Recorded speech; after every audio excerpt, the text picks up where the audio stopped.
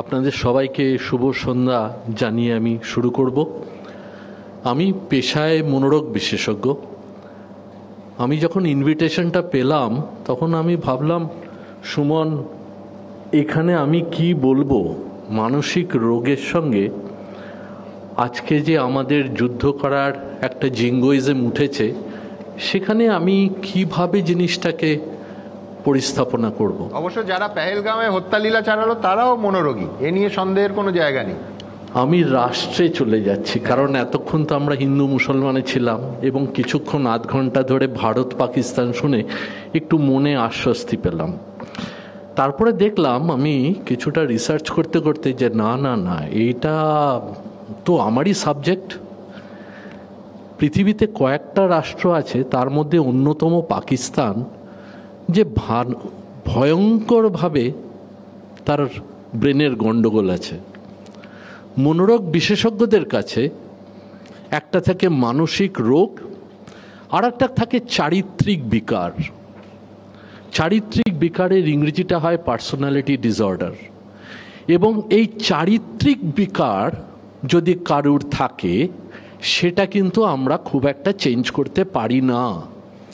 এবং একটা রাষ্ট্রের যে চারিত্রিক বিকার থাকতে পারে, সেইটা এর থেকে বড় এক্সাম্পল আজকের দুনিয়াতে পাওয়া বেশ ডিফিকাল্ট। এবং আমি যেহেতু ডাক্তার, আপনাদেরকে একটা পেশেন্টের উদাহরণ দিতে দিতে বোঝাবো, তাতে আমারও সুবিধা হবে, হয়তো আপনাদেরও বুঝতে সুবিধা হবে। এই যে চারিত্রিক বিকার থাকে, আমরা অনেক সময় বলি যে এর অ্যান্টি সোশ্যাল পার্সোনালিটি ডিসঅর্ডার আছে। অর্থাৎ যদি চরিত্র প্রবলেম্যাটিক হয় না, তার যেরকম বললাম কোনো চিকিৎসা নেই। তো এই যে অ্যান্টি সোশ্যাল পার্সোনালিটি ডিসঅর্ডার ইন্ডিভিজুয়ালের মতো হয়তো রাষ্ট্রেরও একটা পার্সোনালিটি ডিসঅর্ডার থাকতে পারে, যেখানে কিছু লোক রিপিট অফেন্ডার্স হয়। আপনারা জেনে থাকবেন যে আজকে যদি কেউ চুরি করে ধরা পড়ে, পৃথিবীর প্রত্যেকটা দেশের ক্রিমিনাল জাস্টিস সিস্টেমে প্রথমবার তাকে হয়তো 1 মাসের সাজা দেওয়া হলো।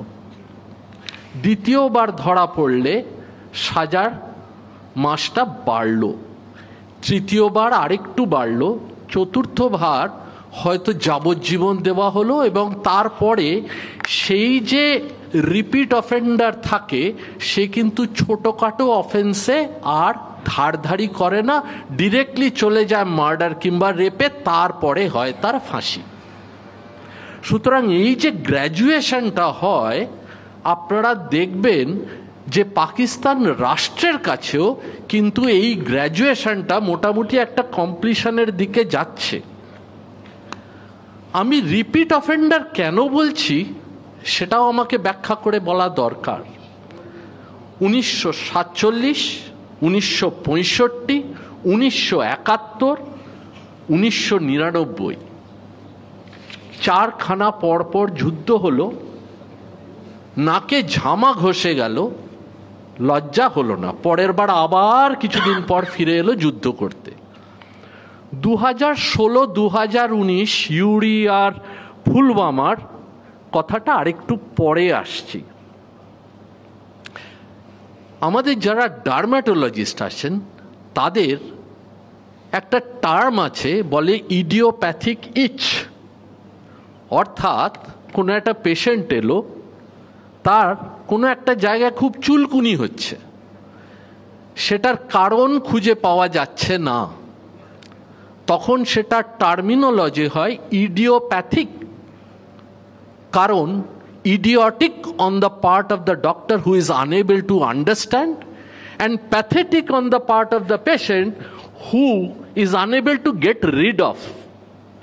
তো এই পাকিস্তানের এই ইডিওপ্যাথিক ইচ কিছু বছর পর পর ওনাদের যে অ্যাডমিনিস্ট্রেশনের লোকজন আছে, তাদের একটা চুলকানির জায়গা ক্রিয়েট করে দেয়। এবং আমাদের কাছে ইডিওটিক, কারণ আমরা বুঝতে পারি না ভাই কারণটা কি। হ্যাঁ, একটা হতে পারে আমরা অনেক ইকোনমিক্যালি এগিয়ে যাচ্ছি, মিলিটারিলি এগিয়ে যাচ্ছি, একই সময় আমাদের জন্ম হয়েছে, আমরা টুইন ব্রাদার্স, সেখানে একটা ভাই কোথায় চলে গেল, আর একটা ভাই একদম নিচে পড়ে থাকলো, কি বোন নিচে পড়ে থাকলো। এটাই বোধহয় ইডিওপ্যাথিক ইচের কারণ। আমাদের অনেক প্রবলেম ভারতের, কারণ কি, যে যুদ্ধের যে দামামা বেজে যায়, একটা জিনিস আমাদের মনে রাখা দরকার যে আমাদের ভারতের খুব দামি চপ্পল কোম্পানি ছেড়ে দিন, সেটার মধ্যে আমি যেতে চাইছি না, সাধারণ চপ্পল আমরা যারা পরি, সেই রকম একটা ফ্যাক্টরি যদি পাকিস্তান নষ্ট করতে পারে, তাহলে সেটা প্রায় পাকিস্তানের জিডিপির কাছাকাছি হয়ে যাবে। সুতরাং আপনি খুব ভালো একটা বাড়িতে আছেন, আপনি পাশের ছোট্ট বাড়িতে গিয়ে একটা ঢিল মারলেন, তার একটা হয়তো 20 ইঞ্চের টিভি ভাঙলেন, আপনার বাড়িতে যদি একটা ঢিল পড়ে, আপনার যে কাঁচটা ভেঙে যাবে সেটা হয়তো কয়েক লক্ষ টাকা দাম। সেই জন্যই কিন্তু ভারত ডিটার্ড থেকেছে, এই যে টেররিজমটাকে ম্যানেজড টেররিজম করেছে, কারণ আমরা জানি আমাদের চোট লাগলে চোটটা অনেক বেশি, ওদের লাগলে খুব একটা, যার কিছু হারাবার নেই সে হারাবে কি। তার ওই ইডিওপ্যাথিক ইচ আছে, কয়েক বছর অন্তর অন্তর তারা সেইগুলো ছোট্ট স্কারমিশের একটা উপস্থাপনা তৈরি করে দেয়। এবার এই যে চারিত্রিক বিকারের কথা বলছিলাম, এই চারিত্রিক বিকার খুব স্পেসিফিক এবং তাদের প্রবলেম সলভিং স্কিলস সে পেশেন্টগুলোর থাকে না, তাদের ইমোশনাল কন্ট্রোল থাকে না, তাদের সেলফ কন্ট্রোল থাকে না, তারা কনসিকোয়েন্স সম্বন্ধে চিন্তা করতে পারে না। এই সবগুলো অর্থাৎ পরিকল্পনার অভাব, মানসিক নিয়ন্ত্রণের অভাব, পরিণতি বোঝার অভাব, এই সবগুলো ধরে নিন একটা রাষ্ট্রের মধ্যে আছে, সেই রাষ্ট্রের নাম আপনারা সবাই জানেন। একে ম্যানেজ করা খুব মুশকিলের, তাই বলে তো ছেড়ে দেওয়াও যায় না। কারণ নিউটন সাহেব, আমি জানি আমার পাশের দেশের লোকজন নিউটন সাহেবের নাম হয়তো খুব একটা শোনেননি, উনি, আমরা একটু পড়াশোনা করি আমাদের দেশে, আমরা জানি উনি বলেছিলেন every action has an equal and opposite reaction. কিন্তু এখন হয়তো সময় এসে গেছে, সাম অ্যাকশনস ডিজার্ভ আ ওয়ার্স রিয়াকশন, কারণ এই পার্সোনালিটি ডিসঅর্ডার অথবা চারিত্রিক বিকারগ্রস্ত দেশ যেগুলো, তারা কিন্তু ছোটোখাটো রেসপন্সে তাদের শিক্ষা হবে না। বিশ্বাস করুন, আমি ডাক্তার, আমি কিন্তু এখানে যুদ্ধের দামামা বাজানোর জন্য আসিনি, আমি কিন্তু এসছি রিয়ালিটি, একজন সাধারণ মানুষ আমার মন দিয়ে কি যাচ্ছে, আমার বন্ধু বান্ধবদের মন দিয়ে কি যাচ্ছে, আপনাদের মন দিয়ে কি যাচ্ছে, সেইটার একটা মানসিক মনোরোগ বিশেষজ্ঞ হিসেবে একটা আইডেন্টিফাই করার প্রচেষ্টা মাত্র করছি। সুতরাং ভারতীয় মনস্ক যেটা আছে, তার মধ্যে কিন্তু কোথাও একটা দেখা যাচ্ছে এনাফ ইজ এনাফ। বারবার আমরা এই ম্যানেজমেন্ট অফ টেররিজম করতে পারবো না, এবং এখানে যদি আমরা সঠিকভাবে উত্তর না দিতে পারি, তাহলে কিন্তু আমরা অ্যাজ আ নেশন হতাশ হয়ে পড়ব, আমাদের একটা অ্যাংজাইটি বেড়ে যাবে।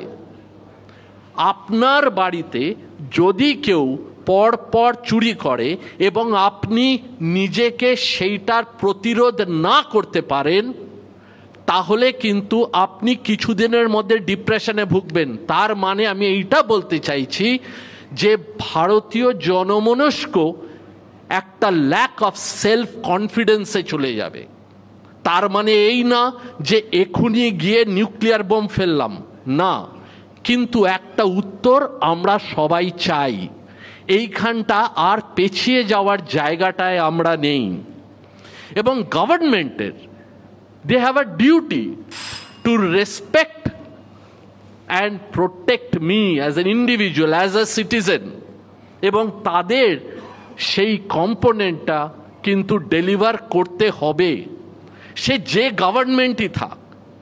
আর একটা জিনিস এখানে বলে রাখাটা দরকার যে আমাদের যুদ্ধ মানে শুধু যুদ্ধ কম্পোনেন্ট আজকাল হয় না, একখানা পলিটিক্যাল কম্পোনেন্ট হয়, একটা ডিপ্লোমেসির কম্পোনেন্ট হয়, একটা স্ট্র্যাটেজির কম্পোনেন্ট হয়, একটা ওয়ারফেয়ারের কম্পোনেন্ট হয়, একটা মিলিটারিদের কম্পোনেন্ট হয়, সেটা আপনারা সবাই জানেন। এবং সেই সব কম্পোনেন্টগুলো কিন্তু আমাদের অ্যাক্টিভেট করতে হবে টু টিচ আ লেসন। তা না হলে আমরা কিন্তু অ্যাজ আ কালেকটিভ মাইন্ডসেট আমরা হতাশ হয়ে পড়ব। সেই হতাশাটা কিন্তু আমরা চাই না। এটা কিন্তু জরুরি ভাবা যে 2016 আর 2019-এর যে ইন্ডিয়ান রেসপন্স ছিল সেটা কিন্তু চরিত্রটাকে রেসপন্সের বদলে দিয়েছে। অর্থাৎ এই প্রথম আমরা ওদের জায়গায় ঢুকেছি এবং এইবারের রেসপন্সটা কিন্তু আমাদের তার থেকে এগিয়ে যেতে হবে। এবং you have to hit the iron when it is hot, যেটা ব্রিগেডিয়ার সাহেব বলছিলেন, একটা ইমিডিয়েসি থাকে। কারণ এই যে আমরা এখন ইন্টারন্যাশনাল কমিউনিটির কাছ থেকে যে এমপ্যাথি, যে সাপোর্ট, যে সিম্প্যাথিটা পাচ্ছি, that will not be long lasting. সেই অপরচুনিটিটা ইউজ করতে হবে। কেন আমরা পাচ্ছি তারও কারণ আছে। আমেরিকার এখন আমাদের প্রয়োজন আছে। চায়না ট্রাম্পের ট্যারিফের চোতে জর্জরিত, তাদের ইন্ডিয়ান মার্কেটের প্রয়োজন আছে। রাশিয়াকে তেল বিক্রি করতে হবে, তাদেরও প্রয়োজন আছে। ইউরোপের অবস্থা খারাপ, তাদের ট্রেড করতে হবে, তাদেরও প্রয়োজন আছে। সুতরাং ইন্ডিয়া কিন্তু is in a unique position now to solve this once and for all. কারণ পৃথিবীর বাকি সব কমিউনিটি ভারতের সঙ্গে আছে, পাকিস্তানের সঙ্গে নেই। এটা কিন্তু খুব ইম্পর্টেন্ট জানা। দুটো দেশের মৌলিক পার্থক্য অনেক। আমরা যেটা ডেভেলপ করি এবং বলি আইটি এবং এক্সপোর্ট করি, তার মানে হচ্ছে ইনফরমেশন টেকনোলজি, এবং আমার পাশের দেশ ইন্টারন্যাশনাল টেরোরিজম ভাবে আইটিটাকে। এই মৌলিক তফাৎ যেখানে থাকবে সেখানে কিন্তু আমাদের কোথাও না কোথাও we have to put hour foot down and act decisively, and the time is now, because the collective psychology of the Indians want it, demands it now.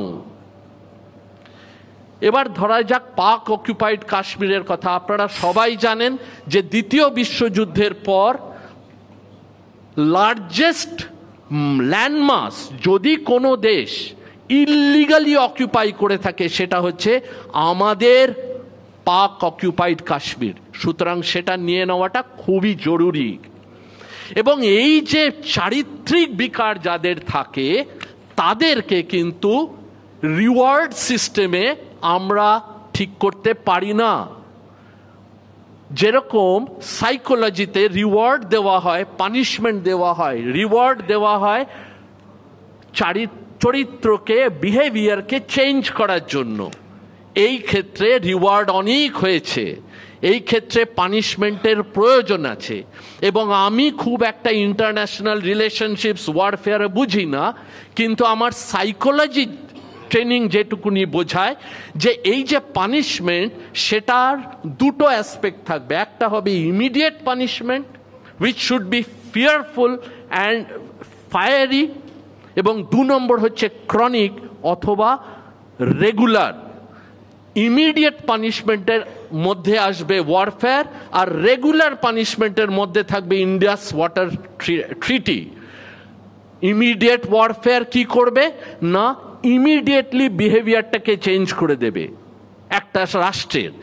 R Indus water ট্রিটি কিন্তু ওই গাজরের মতো ঝোলানো থাকবে যে ভাই তুমি পরবর্তীকালে যেই লোকটাকে পাকিস্তানিটাকে আমার দেশে পাঠিয়ে হিন্দু কিংবা মুসলমানের রক্ত ফেলবে আমি তোমার জল বন্ধ করে দেব, আমি তোমাকে শুকিয়ে মারব।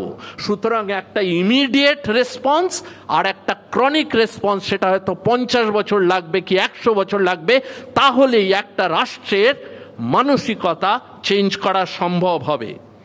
এবং এটা মানতে হবে যে আমরা যেই যুদ্ধ বলছি এটা সাইকোলজিক্যালিও ভেরি ইম্পর্টেন্ট, যে এই যুদ্ধ বলছি বারবার বলছি, কিন্তু যদি না করি তাহলে কিন্তু অপোজিশন এমবোল্ডেন্ড হয়ে যায়। অর্থাৎ staying the course of this warfare should be very important.